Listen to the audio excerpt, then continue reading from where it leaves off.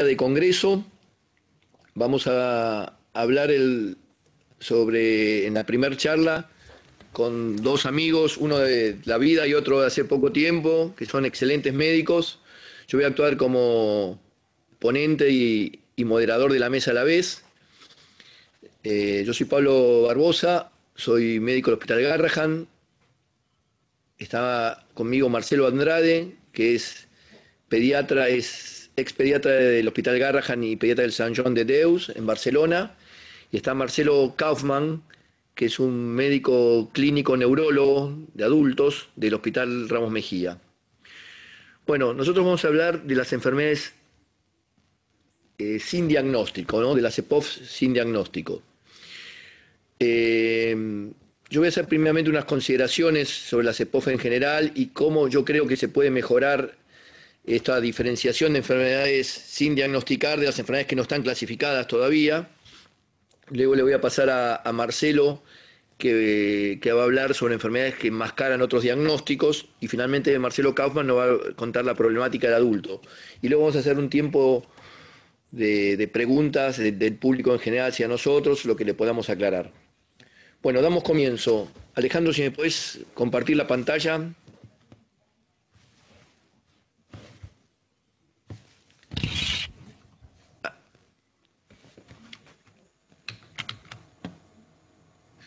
Bueno, esta es una... Nosotros hablamos de niños con enfermedades no frecuentes y no tan raras, pero que en su conjunto son una parte importante de la población. 3% de los chicos padecen enfermedades poco frecuentes y son chicos con necesidades especiales, ¿no? Más de la mitad comienzan a afectarse en los primeros años de vida y muchos de estas enfermedades son invalidantes con el impacto típico de las condiciones crónicas discapacitantes o mortales. Muchas por ahora no tienen cura y producen una gran carga en la familia y en el paciente. También los profesionales de la salud que intervenimos con ellos tenemos una gran carga psicológica en el sistema de salud y la sociedad en general, ¿no? En las últimas décadas hubo un cambio en la pediatría que los modernizó, y este cambio incluye que vamos a tener que ocuparnos de estas enfermedades, las enfermedades del neurodesarrollo y las relacionadas con las alteraciones psicosociales. También los sobrevivientes de enfermedades oncológicas van a ser parte de nuestra expertise. Los padres ya en este momento pueden manejar la mayoría de las enfermedades prevalentes en pediatría con cierta supervisión del pediatra, pero no es necesario como era antes, ¿no? La pesquisa siempre nos ayuda para detectar precozmente enfermedades y cambiarles la evolución a los pacientes. Esperamos que cada vez aumenten más las enfermedades que se pueden pesquisar y cambiar drásticamente su evolución. Y yo voy a hablar un poco de la dificultad diagnóstica que tenemos. En Estados Unidos, más de un tercio de los pacientes presentaban un retraso diagnóstico mayor a un año. En Europa es peor esta situación, ya que el 25% de los pacientes tienen retraso diagnóstico mayor a los 5 y en ocasiones hasta 30 años. En Argentina no tenemos estadísticas, pero eso seguramente debe estar aumentado.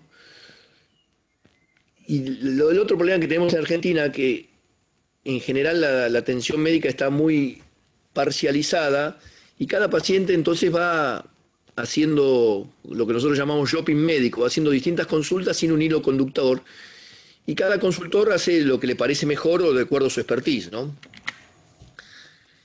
El diagnóstico específico de estas enfermedades nos permite interpretar el origen de los signos y síntomas, como también conocer la evolución de la enfermedad y las opciones terapéuticas. Las familias juegan un papel primordial en esto, porque muchas veces conocen mejor la enfermedad que nosotros, entonces al agruparlas en grupos de familias que padecen la misma enfermedad, los vas empoderando a ellos y viendo la evolución de sus hijos nos permite también aprender a los médicos y podemos desarrollar estrategias para superar estos problemas. En esto me quiero detener un poco, ¿no? La gente piensa que las enfermedades poco frecuentes son cosas muy raras o para un grupo de médicos en particular, y si hay 8.000 enfermedades poco frecuentes, evidentemente no es así. Por eso yo creo que específicamente las enfermedades que no tienen diagnóstico y que sabemos que están descritas como entidades no zoológicas, es fundamental que los médicos acentuemos o abusemos nuestro nivel de sospecha, ¿no? Y esto no se hace, no todas las enfermedades tienen un angioqueratoma en el ombligo y nos permiten diagnosticar Fabry. La mayoría de las enfermedades tienen síntomas y signos comunes a muchas enfermedades, pero por ahí quizás la evolución de esos síntomas no es la habitual que tienen la mayoría de las enfermedades, o por la intensidad, o por la gravedad, o por la condición incapacitante que les provoca, o por la muerte incluso. Es una evolución totalmente diferente y nos tiene que hacer abrir el espectro, el abanico de posibilidades. Entonces, en función de la evolución, la repetición, la intensidad, la severidad, la progresión y la mortalidad familiar, nos tiene que dar una trascendencia distinta que nos haga separar de las enfermedades prevalentes habituales y podamos darle la forma adecuada de algoritmo diagnóstico. Para colmo de males se acentúa esto porque las enfermedades poco frecuentes tienen una frecuencia menor a 1 en 2000, o 5 en 10.000, o 50 en 100.000, pero son enfermedades poco prevalentes en forma aislada. Eso nos lleva, el maestro de la pediatría argentina, Gian Antonio, decía, es mucho más frecuente que un sarampión se brote una oreja sola que tener una lipofucsinosis con todos los síntomas, decía él. Entonces esto nos obliga a nosotros a tratar de aguzar nuestra expertise clínica para tratar de darle un valor diferente a estas enfermedades y tratar de hacer un algoritmo adecuado. Yo voy a hacer una descripción rápida de los síntomas, después, si tiempo da, hablaremos en particular, pero siempre los signos mayores, discapacidad intelectual, insuficiencia de órganos sistema, retraso del crecimiento, alteraciones antropométricas, alteraciones del perímetro cefálico, la presencia de dismorfias que tienen que ser bien caracterizadas. Yo vivo insistiendo con los residentes que para mí es la base fundamental, porque la primera línea de contacto con el paciente son los médicos jóvenes o los médicos generales. Entonces, creo que nosotros utilizamos muchas veces formulismos que no detallan la situación del paciente. Cuando uno pregunta qué dismorfia tiene, lo primero que dicen es, tiene facies peculiar, como si cada uno tuviera una facies igual al otro, ¿no? Cada uno tenemos facies peculiar. Y el segundo que te clarifican es que tiene implantación baja de oreja, que bueno, muchísimos síndromes genéticos tienen eso sin definir nada. Y por ahí quizás es mejor que utilicen una nomenclatura más común, pero que describa lo que tiene el paciente. Bueno, continuando con los síntomas, diarrea crónica, vómitos crónicos o cíclicos, esplenomegalia, ictericia, apneas, hepatomegalia. En cuanto a síntomas y signos, olor peculiar de la orina, eczemas que son refractarios al tratamiento, síntomas neurológicos intermitentes o progresivos, convulsiones, hipotonía, enfermedad pulmonar obstructiva crónica, abscesos, neumonías, sepsis. Internaciones frecuentes, estoy hablando de cosas que no se dan muchos pacientes. En pediatría casi nunca internamos pacientes. El 2% de los pacientes se internará exagerando demasiado. Si un paciente tiene 14 internaciones por vómito, nos tiene que llamar a sospecha. Si aparecen enfermedades con antecedentes familiares, enfermedades poco frecuentes, o mortinatos, o muertos en la familia. Todo esto nos tiene que abrir el espectro de posibilidades. Yo voy a hablar un minuto más de algunos signos de errores congénitos del metabolismo, que cuando sospecharlo, cuando la anamnesis es sospechosa con hermanos fallecidos, por muerte súbita o sepsis, por consanguinidad entre los padres, o pacientes que vienen aislados o en lugares insulares, hígado graso materno ante el embarazo, niño sano que ante una infección banal presenta una evolución muy grave, o un resfrío, o ciertos alimentos como proteínas o hidrato de carbono lo hacen entrar en coma o con deterioro neurológico. Rechazo a alimentos, que mencionamos, ¿no? Antes, la presencia de vómito cíclico, retraso de crecimiento, son signos importantes, ¿no? O dolores después del ejercicio. La hiperventilación, los síntomas neurológicos intermitentes, esto podrá después hablar un poco más Marcelo Kaufmann. El retraso madurativo evolutivo, las apneas, el olor peculiar de pilorina, como pie sudado, en la sedemia isovalérica, azúcar quemado, en la enfermedad grave de Arce, orina de gato, moho, en la fenicetonuria, nos tiene que hacer pensar insuficiencia hepática o alguna afección, hepatoesplenomegalia. Bueno, lo que yo quería remarcar es que para el clínico es fundamental hacer un buen interrogatorio, un buen examen semiológico, y eso nos va a abrir el espectro de posibilidad de diagnosticar enfermedades poco frecuentes. Yo le contaba el otro día a los dos Marcelos que recibí una enfermedad de Duchenne de 14 años, que estaba tratada por pie plano y seguimiento pediátrico, que era muy grosera la evolución, que yo creo que una persona que está fuera de la medicina por ahí la hubiera diagnosticado antes, o por lo menos diagnosticar que no era algo normal.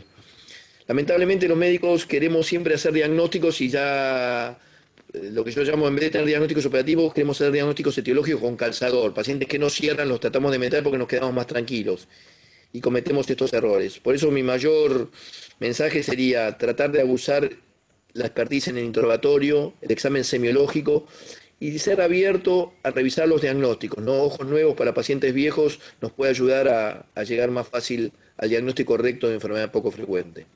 Bueno, yo le voy a dar el pase a Marcelo Andrade, que nos va a dar una reseña un poco de las enfermedades que pueden mascarar otras enfermedades. Cuando vos quieras, Marcelo. Hola Pablo, gracias. A ver, si pagas el compartir pantalla, yo puedo compartir la mía.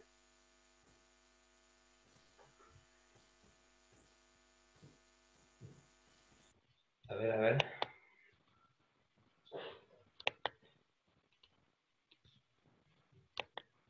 ¿Se puede ver ahí? ¿Se ve, no? Hola, ¿me oyen? Hola. Sí, sí, se escucha, Marcelo, se ¿Se escucha oye bien. bien? Bueno, a ver, espera un poquito. Aquí está. Vamos a hablar, yo quería hablar un poco de los pacientes sin diagnóstico, que es ese universo de pacientes que dentro de las enfermedades poco frecuentes que aún no tienen un nombre, ¿no es cierto? No tienen un diagnóstico hecho. Y me parecía un poco, de acuerdo con lo que dijo Pablo, aclarar que no todos los pacientes sin diagnóstico son iguales. Hay pacientes que son no diagnosticados y hay pacientes que tienen síndromes o enfermedades que aún no tienen nombre. Y además hay pacientes que tienen un diagnóstico, pero que en realidad están mal diagnosticados, que es como si no tuviesen un diagnóstico. Y yo creo que esta es una diferencia muy importante, porque el aún no diagnosticado tiene enfermedades que si hubiesen, el sistema sanitario hubiese actuado de forma eficiente, muy probablemente hubiese llegado a un diagnóstico. En cambio, los síndromes, los SWAN, que son estos síndromes without a name, estos síndromes que aún son indiagnosticables porque no están descritos en la bibliografía, representan un 20 o 30% de los pacientes con enfermedades raras que aún no han sido descubiertas, no han sido descritas y que, bueno, que no se pueden, no han sido reconocidas aún por la literatura médica. Un poco en base a esto, un poco lo que decía Pablo, la odisea del diagnóstico, pero creo que es un poco distinto la del paciente no diagnosticado, no aún diagnosticado, que el paciente que tiene una enfermedad que aún no tiene nombre. Pero todos los pacientes con enfermedades raras pasan en mayor o menor medida por esta odisea. Y también es cierto que esta odisea, llegar a un diagnóstico, tiene un impacto positivo en los niños que lo logran, ¿no es cierto? ¿Y por qué es importante llegar a un diagnóstico? Es importante porque si uno tiene un diagnóstico, tiene un tratamiento adecuado. Incluso en estos últimos años han aumentado los tratamientos específicos y probablemente en los años que venideros, van a aumentar más. Es importante porque uno puede planificar su futuro, teniendo conciencia acerca de la evolución que tiene la enfermedad. Es importante porque uno puede planificar su familia cuando conoce el riesgo de recurrencia, la afectación de futuros hijos o de otros integrantes de la familia. Y también es importante porque permite los vínculos, porque pacientes o familias con pacientes del mismo diagnóstico suelen vincularse y compartir una problemática común. Que esto no quita que una de las recomendaciones para los pacientes sin diagnóstico, sobre todo para los que aún no tengan nombre, esta no sería una recomendación también, asumir que tengan su propia red de familias de pacientes sin diagnóstico, ¿no? Pero yo quiero dar un aspecto optimista también, porque es decir, la medicina continúa evolucionando. Aún no tenemos el diagnóstico de todos los trastornos médicos que existen. Y probablemente, a medida que pasen los años, las décadas, los siglos, iremos aprendiendo mucho de esto. Pero quiero decir que los médicos, por más que a veces no hagamos un diagnóstico etiológico certero, también a veces hacemos otro tipo de diagnósticos que son importantes para los pacientes. Es decir, y esto me parece importante transmitirlo. Nosotros los médicos creemos que existen tres tipos de diagnóstico. Un diagnóstico categórico sindromático, un diagnóstico funcional y un diagnóstico etiológico. Hasta ahora cuando hablamos de un síndrome sin nombre, hablamos del diagnóstico etiológico, cuál es el problema genético generalmente que se ve en el 80% de esos pacientes. Ahora, cuando hablamos de diagnóstico funcional, hablamos de cómo ese paciente se desenvuelve en la vida cotidiana, cómo es su calidad de vida, cómo se comporta en el caso de los niños en la casa, en la escuela, en el tiempo libre, en la sociedad, cómo se vincula, y que en realidad, desde nuestro punto de vista, como médicos y también como padres y como familiares, creemos fundamental. Y creo que ese diagnóstico funcional, si no está el etiológico, también es muy importante, porque nos permite mejorar en forma importante la calidad de vida de nuestros pacientes. El diagnóstico categórico es un diagnóstico sindromático también, del cual podemos diagnosticar las características clínicas de esa enfermedad y podemos hacer un tratamiento sintomático de esa enfermedad. No específico, es verdad, pero es importante tener el diagnóstico sindromático, categórico, es importante tener un diagnóstico funcional y sería óptimo tener un diagnóstico etiológico. Ahora, en estos casos tan complejos, de enfermedades ultra raras, no descritas, no aún descubiertas, exigir tener un diagnóstico funcional y un diagnóstico categórico es fundamental, porque eso sí también está vinculado al futuro y a la calidad de vida de los pacientes. Ahora, cuando tenemos un paciente sin diagnóstico, nosotros nos preguntamos, ¿es una enfermedad ¿es una presentación poco frecuente de una enfermedad frecuente? ¿Puede tener más de una enfermedad este paciente, como ocurre muchas veces? ¿Puede tratarse de una enfermedad poco frecuente?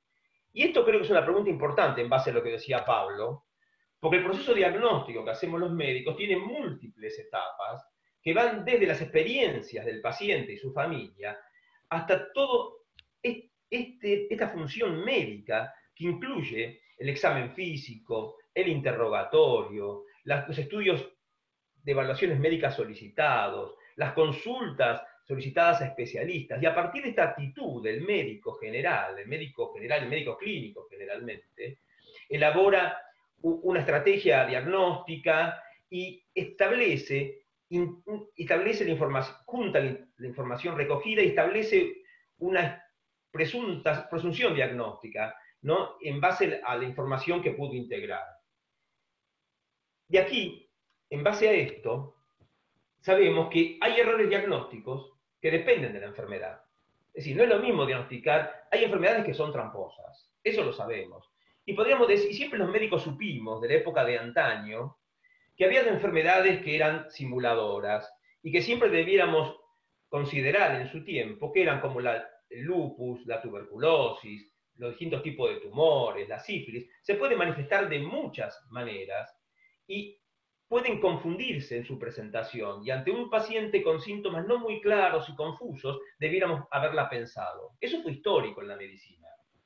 Pero hoy sabemos que hay enfermedades que son imitadoras, son muchos más, porque han sido descubiertas otras enfermedades, que pueden actuar simulando otras enfermedades. Además, hay otro grupo de enfermedades que se esconden. Hay enfermedades que se esconden. Por ejemplo, que digamos, ¿cómo puede ser que un paciente tenga una fiebre periódica y no tenga fiebre? ¿Cómo puede ser que un paciente tenga un síndrome de hiperinmunoglobulina D con valores normales de hiperinmunoglobulina D?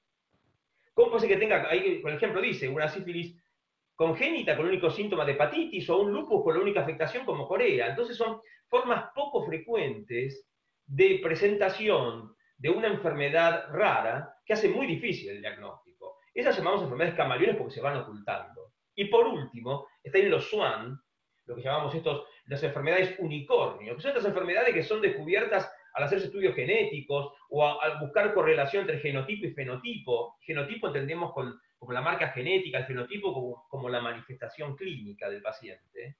Y sabemos que estas son todas situaciones que se nos plantean hoy en día y que nos predispone a los médicos a que tengamos errores en el diagnóstico.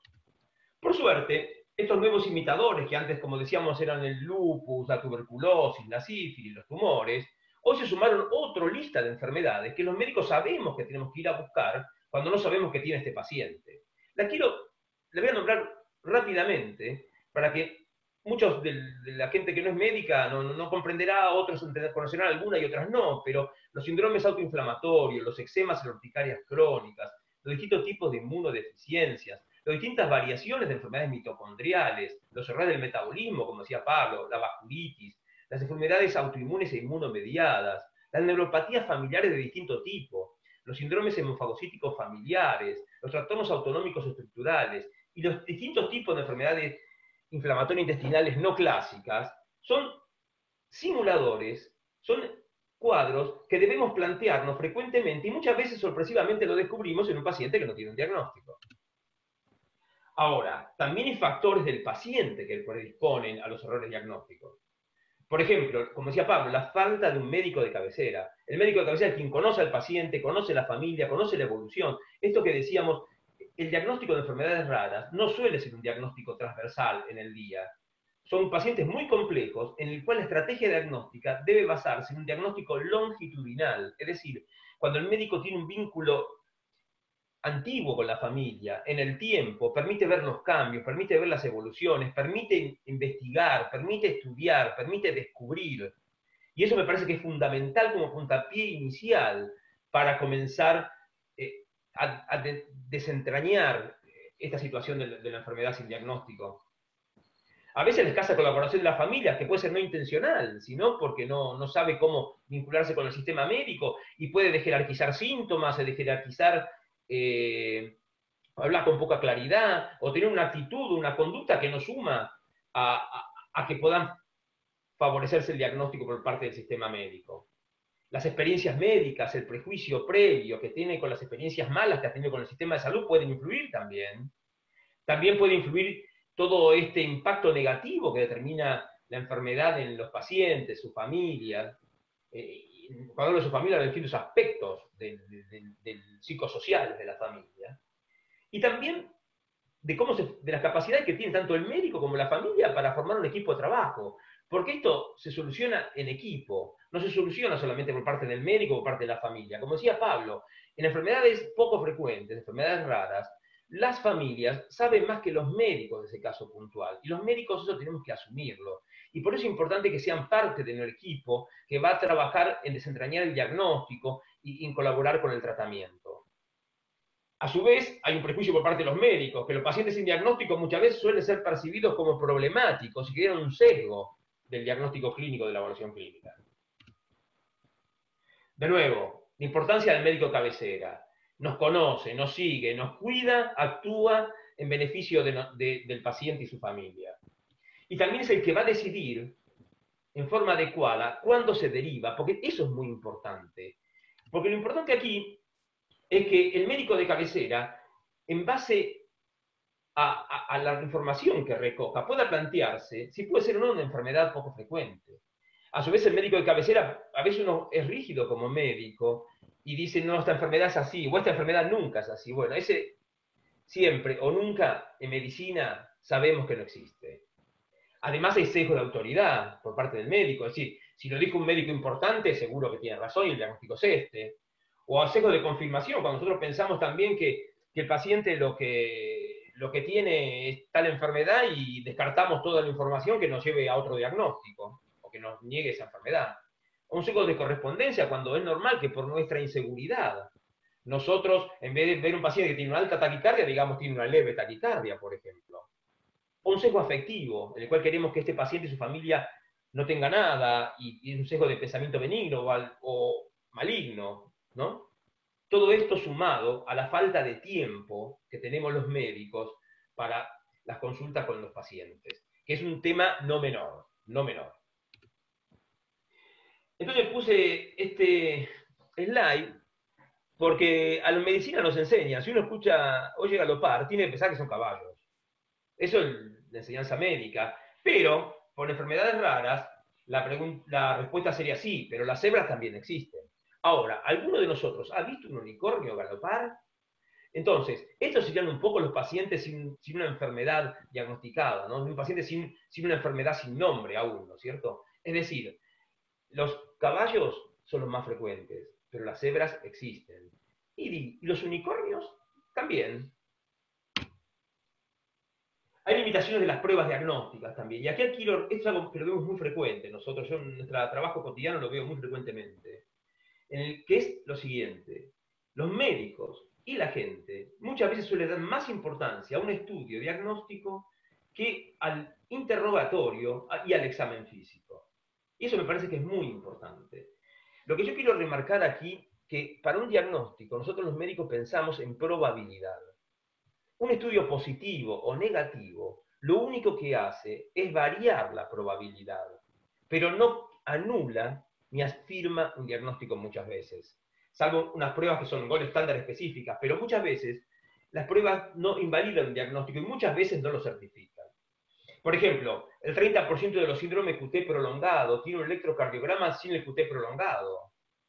Por ejemplo, muchas endocarditis bacterianas que se piensa que siempre tienen el cultivo positivo de la sangre, no es así. Entonces, y no todos los test son infalibles porque tienen lo que nosotros decimos una sensibilidad, una capacidad de detectar la enfermedad mayor o menor, pero nunca del 100%, o casi nunca del 100%. O en forma de posibilidad de descartarla. Creo que es importante resaltar aquí la importancia de la opinión del médico, y si el médico general es mejor, porque el médico general tiene una visión holística del paciente, 360 grados, que es distinta incluso a la que tiene el especialista. Y una enfermedad sin diagnóstico o una enfermedad rara muchas veces suele ser transespecialidad y requiere de una visión mucho más integral para poder llegarse a un diagnóstico adecuado y también para poder ofrecer un tratamiento más adecuado. Recomendaciones. El médico de cabecera muchas veces la puerta de entrada es quien decide ir a un hospital terciario. En el hospital terciario están los especialistas, hay médicos también clínicos que están más acostumbrados a trabajar con enfermedades raras o poco frecuentes. Están también los servicios de genética que muchas veces tienen que ser consultados y son los últimos en dar un diagnóstico muchas veces de una enfermedad. Y muchas veces tampoco pueden dar el diagnóstico. Creo que las pruebas genéticas son las que orientan, son necesarias para muchos de estos pacientes sin diagnóstico o con enfermedades sin nombre. Y quiero marcar aquí la importancia de tener un registro internacional de pacientes sin diagnóstico. Un registro internacional que permita a los pacientes y sus familias, de acuerdo al fenotipo y al genotipo, ir haciendo investigaciones y aprendiendo para que con los años podamos descubrir de qué se trata. Y esto genera redes y genera contactos, y ya hay varios tipos de registros. Entre ellos también tenemos en Shell4Rare, registros que están interesados en poder vincular este genotipo con el fenotipo. Estos estudios de investigación se refieren sobre todo a estudios prospectivos de la evolución natural del trastorno de la enfermedad. Para terminar, el diagnóstico de una enfermedad rara en general requiere la participación de un equipo. Voy a decir un breve proverbio ancestral japonés que dice que ninguno de nosotros es tan inteligente como todos nosotros. Y eso es real. Es decir, esto requiere de un equipo muchas veces para llegarse a un diagnóstico. La familia es parte fundamental de este equipo. Los médicos estamos al servicio de ella y debemos tener una visión holística e integral para poder abarcar los distintos aspectos que esa enfermedad determina en un paciente y su familia. Un equipo diagnóstico debe compartir objetivos, establecer roles claros, tener confianza mutua, comunicación efectiva, y después debemos sacar conclusiones del trabajo que estamos haciendo. Muchas gracias.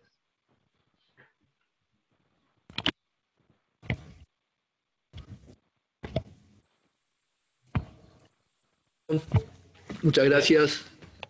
Sí, muy bien. Marcelo Kaufmann, que es médico de adultos. Marcelo Andrade y yo venimos de la pediatría y siempre creíamos que nosotros estábamos haciendo punta en esto, pero hay muchos médicos de adultos que son brillantes, clínicos. Bueno, Marcelo Pama es uno de esos neurólogos que también hizo clínica médica y domina o piensa en enfermedades poco frecuentes. Y siempre un problema para nosotros los pediatras es la transición a la medicina del adulto, ¿no? De estos pacientes que nosotros estamos viendo cómo van a ser absorbidos por el sistema clínico de adultos. Queríamos que nos contaras tu experiencia, Marcelo, con enfermedades poco frecuentes. Si vos ves, aparte de las neurológicas, ves otro tipo de enfermedades más generales, ¿no? Muchas gracias, Marcelo. Gracias a los dos. No voy a usar presentación en esta ocasión, voy a contarles un poquito mi experiencia y sobre todo después quiero estar abierto a las dudas, inquietudes que puedan ir surgiendo, digamos. La verdad facilitó mucho la presentación de ustedes dos, que por cierto fueron excelentes, ¿sí? Porque han reflejado muchas de las cosas que en realidad aplican perfectamente para la aproximación diagnóstica en los pacientes con enfermedades poco frecuentes en adultos, ¿sí? Quizás lo que yo agregaría en ese sentido es el sesgo o el prejuicio que por suerte cada vez está menos extendido, cada vez va siendo más abandonado, que no puede haber enfermedades genéticas en pacientes adultos, no puede haber enfermedades genéticas que comiencen en pacientes adultos, y eso afortunadamente cada vez va siendo más abandonado, y esa ha sido una de las dificultades más grandes que hemos tenido muchas veces para poder hacer diagnóstico de estas patologías en pacientes más allá de la edad pediátrica. Ha sido una dificultad en dos sentidos, digamos. Uno de los sentidos ha sido la falta de derivación, muchas veces de pacientes, por parte de nuestros propios colegas de adultos, diciendo, no, pero no existen las enfermedades genéticas en los adultos. Eso, como les decía antes, está cada vez siendo más abandonado, ¿sí? Y la otra dificultad está dada también en los sistemas de cobertura médica, ¿no? Muchas veces se piensa, o uno de los argumentos que nos dan para no cubrir estudios en pacientes adultos es decir, bueno, pero si ya son pacientes adultos, ¿qué sentido tiene poder conocer cuál es la causa de ese trastorno? Es solo un beneficio académico y no tiene un beneficio asistencial o un beneficio terapéutico sobre el paciente.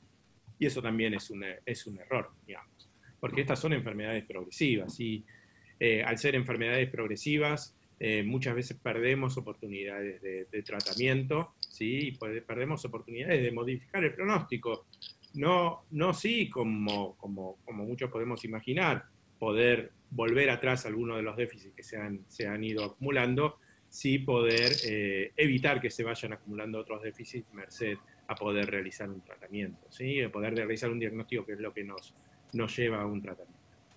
Pero bueno, haciendo un raconto hacia atrás de lo que ha sido nuestro trabajo, yo les puedo contar que nosotros empezamos en el público y seguimos trabajando en el público, que nos encontramos con muchas dificultades para establecer el trabajo desde un hospital público y seguimos hoy con algunas de esas dificultades porque el sistema de salud lamentablemente todavía no reconoce el diagnóstico de la patología neurogenética como una práctica dentro del nomenclador, digamos, de práctica que ofrece el sistema público para el diagnóstico. Entonces, la forma en la cual nosotros decidimos resolver esa dificultad, ¿sí?, fue plantearlo desde un punto de vista de investigación. Entonces, nosotros creamos hace ya más de 15 años un grupo de trabajo dentro del Hospital Ramos Mejía, en Buenos Aires, Argentina, en el que nos propusimos precisamente, ¿sí?, hacer un estudio de investigación de la patología neurogénica.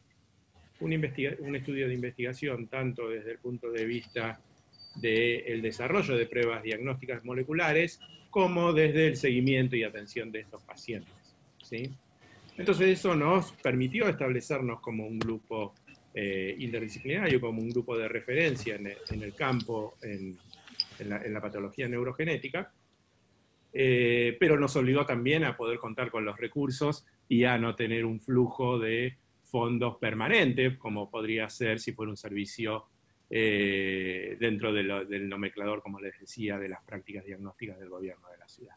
Entonces nos reforzó más y nos estimuló más a trabajar en investigación, porque la forma de financiarnos durante todos estos años ha sido mediante subsidios de investigación y seguimos trabajando de esa manera, ¿sí? Entonces esa necesidad o producto de esa necesidad nos obligó también a cumplir con algunas de las cosas que ustedes planteaban como necesidades y como modelo o como forma de poder actuar en el diagnóstico de estas patologías, y en especial tener la cabeza abierta y en especial poder trabajar en equipo, ¿sí? ¿Qué quiero decir con tener la cabeza abierta? Tener la cabeza abierta es un poco esto que vos decías, Marcelo, en tu última presentación, de decir, evitar, por supuesto, el sesgo de autoridad. No existe el sesgo de autoridad en estas enfermedades. O sea, nadie puede seriamente aducir que tiene experiencia en cualquiera de estas enfermedades, digamos, si experiencia significa haber visto muchos pacientes. Todos hemos visto pocos pacientes de muchas enfermedades, digamos, ¿no? Creo que ese es el punto en común que tenemos todos nosotros. Así que el sesgo de autoridad hay que dejarlo colgado con el saco cuando entramos al consultorio o al hospital. El otro punto es este de trabajo en equipo, ¿sí? No hay forma de decir, no, los pacientes van a llegar a nuestro consultorio, van a ser pacientes nuestros y van a terminar siendo pacientes nuestros. Eso tampoco existe, y está atado a lo anterior, o lo que decíamos antes. No hay forma de poder, si alguien puede decir que es dueño de un paciente, ¿no? Que eso ya es objeto de otra discusión, ¿no? Yo siempre digo, los pacientes son dueños de sí mismos, nosotros no somos dueños de nada. Entonces necesitamos tener una forma de trabajo que yo siempre digo que sea evangelizadora, digamos, ¿no? Estar constantemente contando cuál es nuestro trabajo y estableciendo redes para que nos lleguen los pacientes, digamos. De esa manera, quiero contarle algunos de los resultados que hemos obtenido y que dan un poco de respuesta a esas dos dificultades que les planteaba antes y que ustedes bien mencionaron en su presentación. Una de las dificultades es la odisea diagnóstica, ¿sí? O de los padecimientos, mejor dicho, más que las dificultades. Uno de los padecimientos de nuestros pacientes son las odiseas diagnósticas. Nosotros hicimos un primer análisis en una publicación de hace un par de años en la cual pusimos sobre la mesa cuál había sido el beneficio de realizar secuenciación de exoma, que es una de las tecnologías que ha cambiado la aproximación diagnóstica de los pacientes con enfermedades poco frecuentes.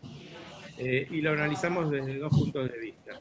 Uno de los puntos de vista en la que lo analizamos fue en cuánto reducía la odisea diagnóstica de estos pacientes, y lo segundo era en cuanto a los costos incurridos en términos de pruebas realizadas para lograr diagnósticos en pacientes con enfermedades poco frecuentes del sistema nervioso, con enfermedades neurogénicas. Bueno, los tiempos de reducción de odisea diagnóstica, veíamos que teníamos pacientes que habían estado más de 30 años buscando diagnóstico, ¿sí? Y en los cuales podíamos reducir esos tiempos a una media de 3 años, ¿sí? Y pacientes que habían tenido una media en toda la corte, digamos, previo a llegar a la consulta de neurogenética de alrededor de 9 años, ¿sí? La media que teníamos para llegar a diagnóstico en nuestro paciente diagnosticado había sido de 3 años. O sea, en el escenario más conservador reducíamos la odisea diagnóstica en 1/3. Lo cual es un montón. El segundo punto era en términos de costos, ¿sí? Que es una de las quejas, digamos, o uno de los motivos frecuentes para no adoptar muchas de estas tecnologías. Decir, bueno, buenísimo, usted tiene ahora disponible secuenciación genómica, usted tiene disponible secuenciación del exoma, pero eso es muy caro, ¿no? Entonces nosotros mostramos en nuestro trabajo que el costo de realizar un exoma versus a todas las pruebas que habían llegado a esos pacientes, la suma de todas las pruebas, que muchas veces era reiteración de estudios, reiteración de neuroimágenes, reiteración de pruebas de laboratorio, ¿no? Solamente por el hecho de que si un paciente venía a una consulta se tenía que llevar una prueba para que pareciera que el paciente hubiera sido bien evaluado por un colega, ¿no? Todos caemos muchas veces en esa falacia, ¿no? De que si no pedimos pruebas no está bien evaluado el paciente. El punto era que el costo de todas esas pruebas sumadas, ¿sí?, era un 30% más caro que la realización de un examen. Entonces esto nos permitía plantear que la realización la solicitud rápida de pruebas genómicas, ¿sí?, reducía los costos globales de la Corte, ¿sí?, en un 30%. Entonces esa era también una estrategia costo efectiva. Entonces reducía en 3 veces los tiempos de la odisea diagnóstica, reducía en un 30% los costos los costos incurridos en llegar al diagnóstico, ¿sí? Así que no había discusión ni desde el punto de vista de mejorar la calidad de vida de los pacientes en términos de disminuir los tiempos de sus odiseas diagnósticas, ni lo había tampoco en términos de reducir los costos diagnósticos. Obviamente esto fue replicado por muchos grupos en distintos países. Nosotros no fuimos los únicos ni los primeros en plantear que reducíamos tiempos de odiseas diagnósticas ni en reducir costos, ¿sí? Y hoy ya creo que es una verdad aceptada, ¿sí?, que cuanto más precoz en un paciente que no puede ser encasillado en un caballo, digamos, en la figura que presentaba Marcelo en su última presentación, ¿sí?, cuanto más rápido ofrecemos tecnología genómica para el diagnóstico, ¿sí?, menos costo vamos a tardar y mayor chance de éxito vamos a tener sobre ese paciente. Luego hay dos cuestiones que también quiero destacar sobre la importancia de hacer diagnóstico en todos los pacientes y en especial en estos pacientes. Una de esas cuestiones es la cuestión terapéutica, ¿sí? Hoy sabemos que aproximadamente un 30% de los pacientes en los cuales uno hace un diagnóstico de precisión, es decir, un diagnóstico completo, es decir, usted tiene tal enfermedad causada por tal alteración, por una alteración en tal gen, y tal alteración particular en ese gen, ¿sí? Hay un 30% de chance de accionabilidad. ¿Qué significa accionabilidad? Poder modificar nuestra conducta terapéutica, ¿sí? Ya sea con una terapéutica específica, lo cual es lo más excepcional, debemos reconocer eso, pero sí en cambiar nuestra conducta médica, ¿sí? Ya sea en términos de solicitudes de pruebas o establecer un plan de pruebas de evitar complicaciones, ¿sí? Porque sabemos que si está alterado tal gen, hay riesgo de aparición de determinadas complicaciones en otros sistemas y entonces tenemos que ser precoces en detectar esas complicaciones para ofrecer a su vez conductas terapéuticas en esos otros sistemas, ¿sí? Ya sea en poder ofrecer mejores tratamientos sintomáticos de las complicaciones o de las manifestaciones de la enfermedad. Esto lo vemos muy claramente en epilepsia, ¿sí? Hoy sabemos que si podemos identificar qué causa genética y qué tipo de alteración en tal gen en un paciente con una epilepsia refractaria, ¿sí?, podemos optimizar el tratamiento farmacológico de esa epilepsia y lograr una disminución en la frecuencia de crisis. Y eso tiene un valor en la calidad de vida de ese paciente inconmensurable, ¿sí? Hoy sabemos que si tiene una mutación que es una ganancia de función en un canal de sodio, por ejemplo, tenemos que utilizar un bloqueante del canal de sodio. Pero en cambio, si esa misma mutación en ese mismo gen es una pérdida de función, la utilización de un bloqueante de un canal de sodio va a ser detrimental y entonces tenemos que buscar otra estrategia terapéutica en el manejo de esa epilepsia.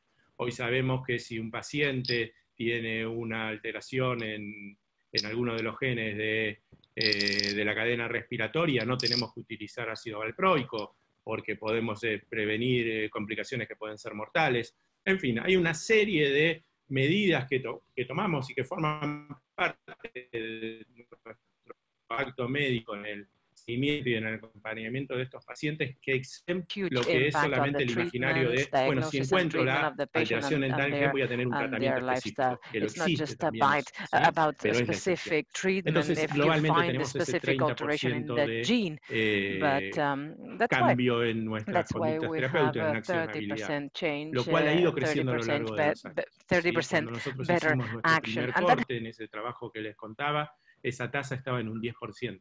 ¿Sí? Si ustedes me escuchaban, si yo hubiera dado esta misma charla 5 años atrás, hubiera dicho que la chance de modificar mi conducta terapéutica con un paciente luego de identificar la causa genética de su trastorno estaba en alrededor de un 10%, y hablaba de una relación de 30-10, digamos, 30% de rédito diagnóstico y 10% de accionabilidad.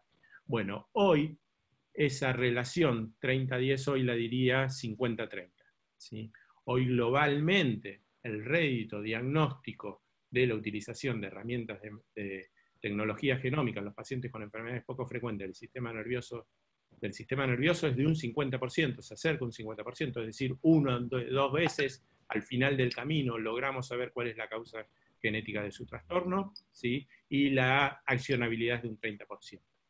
¿Por qué creció la accionabilidad y por qué creció el rédito diagnóstico? Bueno, por una cuestión de acumulación de conocimiento, ¿sí? Hoy tenemos mucho más conocimiento, ¿sí? Que el que teníamos hace un año, que el que teníamos hace 3, que el que teníamos hace 5 y que el que teníamos hace 10. ¿Sí? Entonces, ese aumento en el conocimiento en el campo, ¿sí? Ese ponerle nombre a unicornios y transformar unicornios en cebra usando la imagen de Marcelo, ¿sí? Hace que hoy tengamos más rédito diagnóstico y más chance de accionabilidad. Entonces, ¿qué es lo otro que estamos obligados a trabajar nosotros como médicos que trabajamos en la asistencia de estos pacientes? ¿Sí? Y que está en línea con el trabajo en redes y que está en línea con tener la cabeza abierta. Trabajar en el reanálisis, it's the reanalysis, it's the questioning, en el cuestionamiento y recuestionamiento constante de it's the questioning of the different...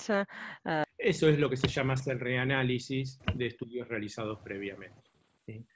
Y acá también le puedo contar un resultado muy reciente que publicamos el mes pasado, ¿sí? En el cual hicimos una revisión de los últimos 300 exomas y paneles multigénicos que habíamos realizado en los últimos 3 años en pacientes con trastornos neurogenéticos, y hicimos un reanálisis de aquellos reportes que originariamente habían sido interpretados como no diagnósticos o como de diagnóstico incierto. Cuando era no diagnóstico es que el reporte salía sin un candidato, y cuando era de diagnóstico incierto era que el reporte salía con un candidato en el cual decíamos, encontramos una variante en el gen tal, pero el grado de incertidumbre es tal que no podemos estar seguros que esta variante sea la causa de la enfermedad que le está pasando a usted o a su familiar, y por eso le hicieron este estudio. Entonces reanalizamos todos esos casos que habían estado sin diagnóstico, con diagnóstico incierto, a la luz del nuevo conocimiento, ¿sí? Y logramos aumentar en un 30% el rédito de esos estudios, es decir, un 30% de esos estudios que habían sido no diagnósticos, ¿sí? Al final del camino, luego del nuevo conocimiento, eran reclasificados como diagnósticos, ¿sí? Y ese 30% es a la luz del conocimiento que se generó en estos últimos 3 años. ¿Sí? Entonces yo siempre digo que, a diferencia de otros estudios que habitualmente los médicos podemos solicitar y que aprendimos a solicitar, ¿sí? Los cuales son fotos estancas, ¿sí? Si uno pide una glucemia a un paciente es una foto estanca, digamos, no va a reanalizar la glucemia, le va a volver a pedir una glucemia si piensa que pudo haber habido un cambio. Si uno pide una neuroimagen, sí, puede volver a ver esa neuroimagen, pero lo más probable es que vaya a pedir una nueva neuroimagen a ver si hay aparición de nuevas lesiones que no hubieran estado. En cambio, si uno pide un estudio de secuenciación genómica, de secuenciación de exoma, o incluso de un panel multigénico, ¿sí? Uno tiene una fuente de información en esos datos crudos que pueden ser reanalizadas todas las veces que sea necesaria, sin volver a incurrir en los costos de secuenciar, ¿sí? simplemente uno reanaliza ese material con los pipelines que uno tiene actualizados en el procesamiento de esta información y con el nuevo conocimiento. Processing system, and with the new knowledge, Los estudios son como las fotos de los iPhone, que es desde hace unos años, en las cuales uno aprieta la pantalla sobre la foto y cobra vida, porque en realidad la foto era un pequeño videíto de 2-3 segundos, ¿no? Entonces son como fotos vivas, ¿sí? Esa es la otra ventaja que tiene el estudio. Entonces la recomendación para ustedes, que muchos de los que nos están escuchando son pacientes, es que si les hacen un estudio de secuenciación genómica o de secuenciación de un exoma, ¿sí? Pidan junto al informe los datos crudos de ese estudio y guárdenlos ustedes. Es mejor que lo guarden ustedes a que lo guarde el laboratorio y que lo guarde el médico. Entonces ustedes ya tienen ese capital y entonces si no fue diagnóstico el estudio hoy, pueden ir a ver a otro colega en algún momento y ese colega puede reanalizar ese material.